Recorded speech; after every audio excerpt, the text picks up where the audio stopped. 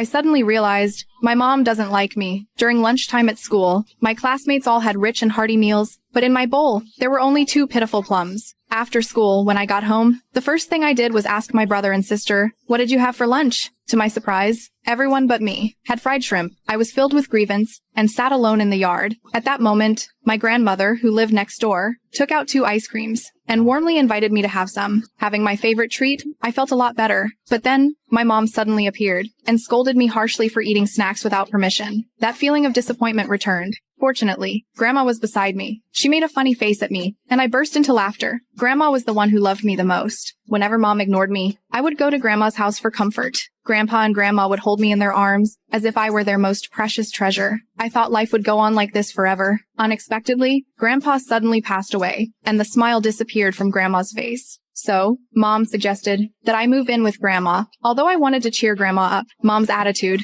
always made me feel that she wanted to get rid of me. Does Mom really love me? I was deeply confused. 3 days ago, there was a parent-teacher meeting. Mom was busy with work, yet she still dressed up carefully and came. That really touched me. But now she wants me to move out. For a moment, I was filled with conflicting emotions. With such feelings in my heart, I moved into Grandma's house. Unlike Mom, Grandma adored me. She would prepare many kinds of breakfast for me and let me choose whatever I liked. Even though I was happy, my eyes still glanced toward Mom's house. She didn't seem sad at all. About my leaving, after breakfast, I would go to Mom's house and show off Grandma's kindness to me, but Mom didn't care. She focused on cooking delicious food for my brother and sister. Then I understood. From now on, Grandma's house was truly my home. At Grandma's house, in the morning, she would gently wake me up. In the afternoon, she would cook meals with me. As a return, I gladly helped her clean the house, but I hated cleaning the toilet. So, Grandma told me a story about the goddess of the toilet. She said there was a spirit living in the toilet. If someone was willing to clean it for her, she would help that person's wishes come true.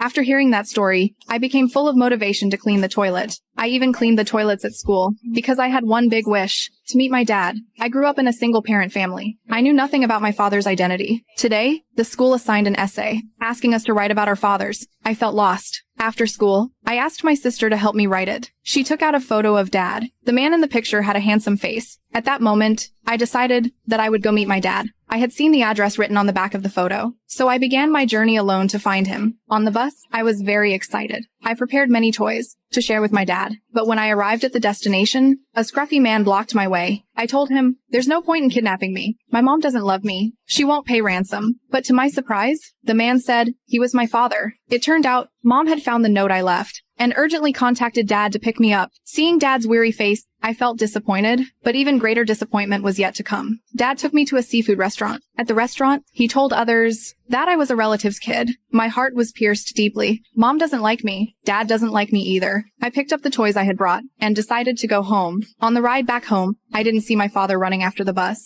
I just felt like the whole world hated me. At the station in my hometown, the sky poured down heavy rain, like my heart was crying. I planned to go home alone, but then I saw her figure.